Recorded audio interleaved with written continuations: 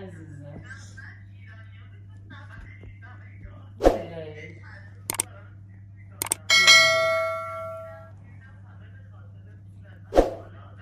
آفرین آفرین. آره آفرین. آره دیگه. ببین چقدر براشون عزیزه.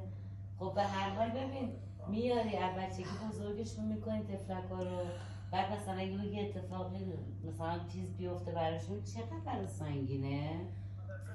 آره واقعا اینجوری هست. حالا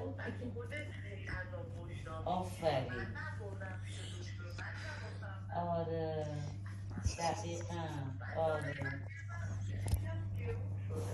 ببین گرونیش حالا ببین مثلا میگم تو گرون کردی باشه همه چیزی مملکت گرون شده، ولی لااقل یه چیزی به من یه پونتی بده که بابا جون من یه کسی هستم که کیس 50 تا کیس دارم، بعد همشون دارم میام پیش شما خرید غذام خرید نمیدونم چی هر چی میام پیش شما. به هر حال من به اون کسی که مدیریت اونجا رو داره بهش گفتم ببین من نمیگم که الان من نیام اونجا